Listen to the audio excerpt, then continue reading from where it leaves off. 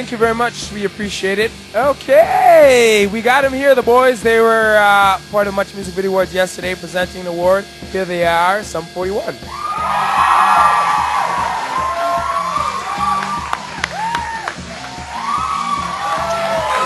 Yes, gentlemen.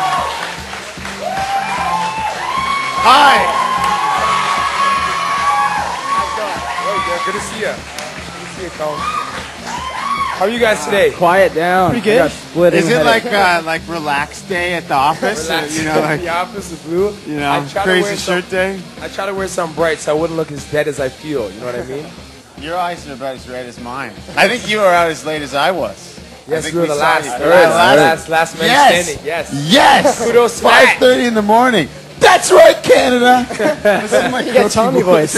I sound like Tommy Lee. Oh my goodness. So, gentlemen, before this, I was listening to the album. Sounded great. Thanks. Thank you. I haven't even heard it, but I'll take your word for it. Okay, it comes out. I got my advance copy. It comes out July 24th, so look forward to that date. Bring it home. Now, here's the thing. Right? You guys have been off for some time now, and this is this is the longest period you guys have ever been off. Yes. You're really thinking there. I saw you looking back there. Woo! It's the longest you've ever been off in between albums. That's the thing is that, we've been off, and I've been good. I haven't been going out, and now I'm back into the swing of drinking all the time. I can't handle it. I've let my tolerance go too low. Build it up again. You got to build it back up again and swing at things, tours and whatnot. Yeah. Yes. We're working on it, though. Yeah, we're working on it. That's the one thing we are working on. Okay. Anyway, you guys are you going to be all right, Steve-O? I think I'll be good. Have a seat? There's a chair.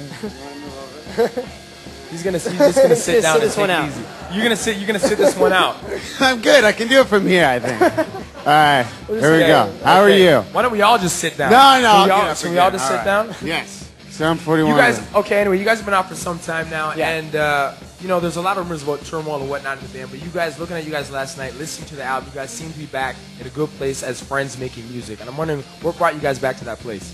I guess the excitement of doing something different. I mean, this record for us, we approached it in a completely different way than we ever had before, and we wanted to make something more artistic and more exciting and more important than anything we've ever done. So that was the exciting thing of this new record for us. It almost felt like a new band.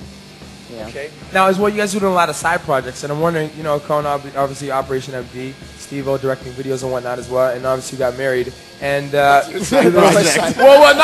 I'm saying a lot of life changes, so to speak. You know what I mean? And I'm wondering, those side projects, how do they kind of contribute to this project? Does it make it easier to compromise and whatnot, and get back together and make music and have fun? I don't know. They don't really have much to do with Sum 41, really. It's just, I think for me, it was just something I wanted to do because I just always wrote music, but it was never for Sum 41, so it's just something I just wanted to do. And Steve's, I think, has always wanted to direct videos. I was just a little bored while we were off, so I started doing that.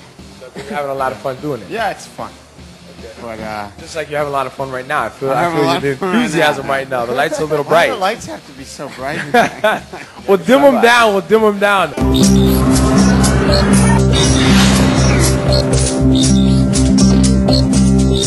Man, hanging out here with Sum 41, talking about the album that comes out July 24th, Underclass Hero. Now, gentlemen, the album runs a gamut because there's some fun songs, some political songs, as well as some personal songs. And I'm wondering, did you guys have an idea of the kind of album you wanted to make going into the studio?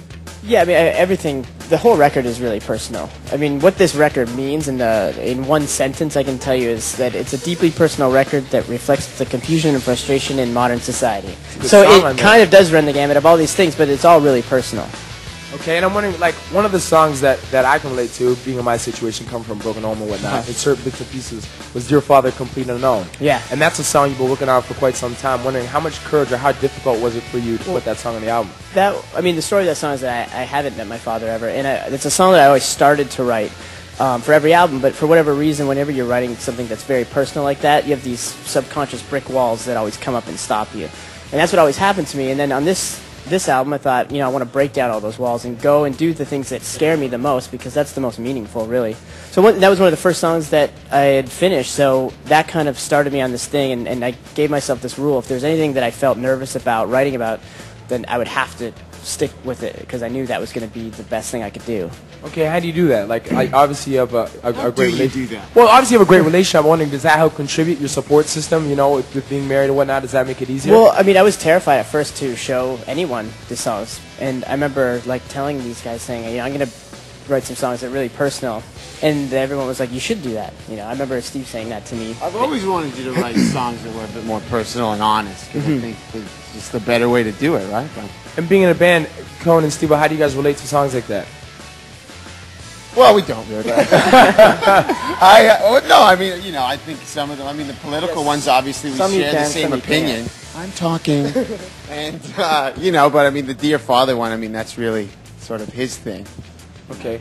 And you guys obviously been a political band for quite some time. Yeah. Strong views in terms of politics. And I'm running with a song because there is a song on the album, Confusion and Frustration of Modern Times. Yeah. With the state of the world today, do you guys consider yourself to be optimistic or pessimistic with what's going on? I always tend to lean on the positive side. Okay. So I'm optimistic about my pessimism. I think I'll get better. yeah. I don't know. I mean, I tend to be more pessimistic. Really? But I'm still, yeah. Well, I think pessimism and realism go hand in hand. So I guess I'm realistic. Okay. But I mean, I guess. So as I'm unrealistic? Is that what you're trying to No, say? but I guess my view is maybe a bit more on the negative side than yours is. Unfortunately. Roger Daltrey, in talking about Live Earth and all that initiative starts going around the world with all those concerts and whatnot, he made some comments, and I've talked to other bands about it in terms of rock. These rock shows and songs and whatnot not necessarily being maybe the right way to go about evoking change. And I'm wondering, would you guys agree with that? Obviously not. You know, it's a good way to bring awareness to things, but whether or not people actually go out and do it, I don't know if that happens. I mean, a lot of people just want to go to the show. You know? And enjoy it. Yeah. Okay.